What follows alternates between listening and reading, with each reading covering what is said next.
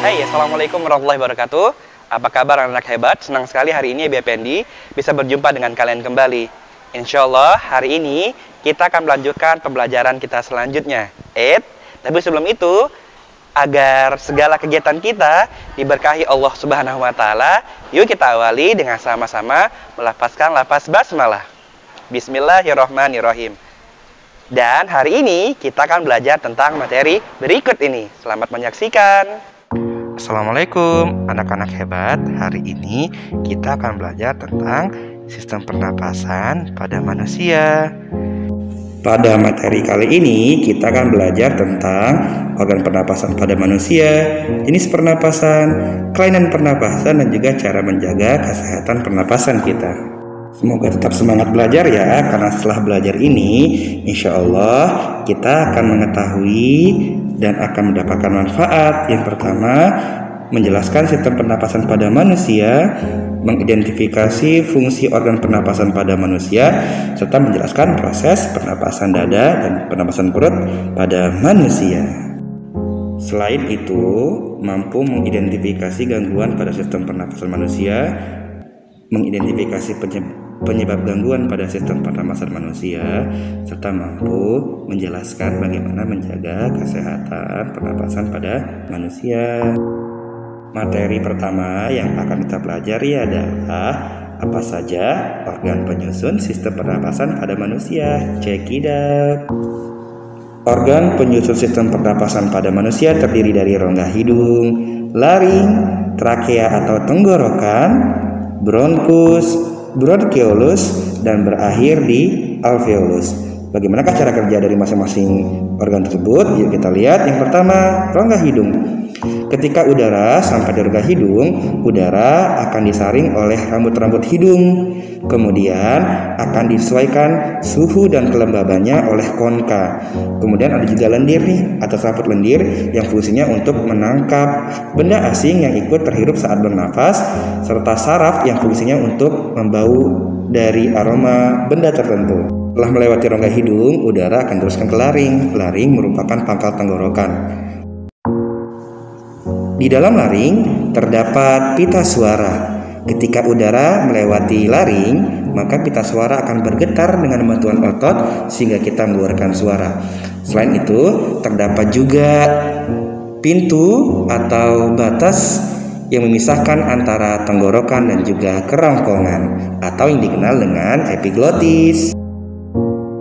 Setelah dari laring, udara akan diteruskan ke trakea atau tenggorokan. Di dalam trakea terdapat sel-sel yang bersilia yang berfungsi untuk menyaring kembali apabila masih ada kotoran atau mikroba yang terlewati di rongga hidung. Udara yang sudah disaring pada trakea atau tenggorokan tadi akan diteruskan ke cabang trakea atau yang dikenal dengan bronkus. Bronkus merupakan cabang dari trakea yang menuju ke paru sebelah kanan dan juga sebelah kiri.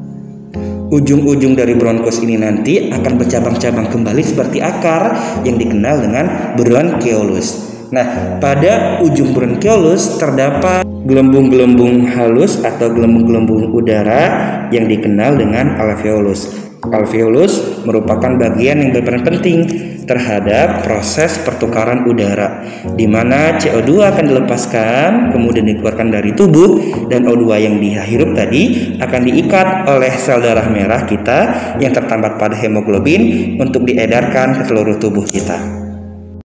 Nah, untuk paru-paru sendiri merupakan bagian pernafasan kita yang di dalamnya terdapat bronkus, bronkeolus, dan juga alveolus. Seperti yang kami jelaskan tadi bahwa alveolus merupakan bagian yang penting karena alveolus merupakan tempat pertukaran gas.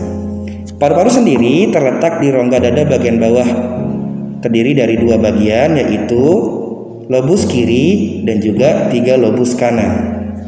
Paru-paru juga terletak di antara rongga dada dengan rongga perut yang dibatasi oleh otot, namanya otot diafragma. Sementara paru-paru itu sendiri dibungkus oleh sebuah lapisan yang disebut dengan pleura.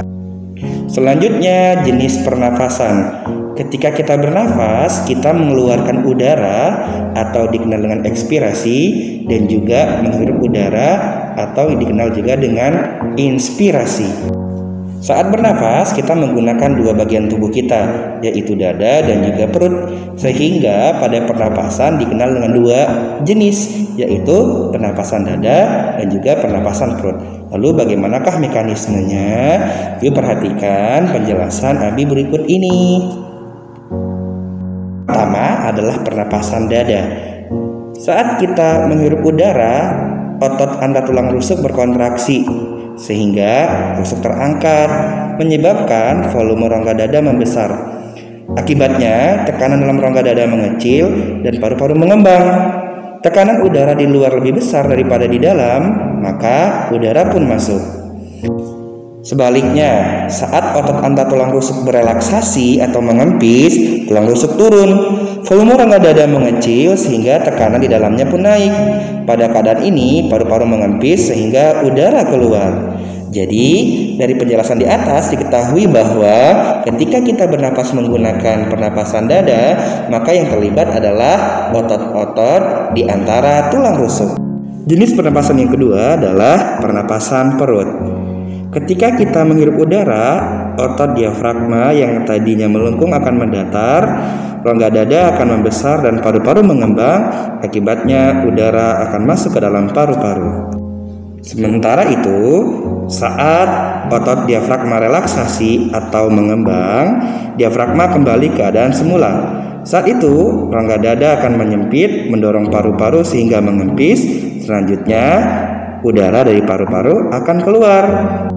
Pada pernapasan perut, otot yang berperan adalah otot diafragma. Bagaimana? Sudah mengerti belum? Insya Allah sudah dipahami ya. Nah, berikut Abi sajikan tabel untuk mempermudah kita memahami perbedaan antara pernapasan dada dan pernapasan perut.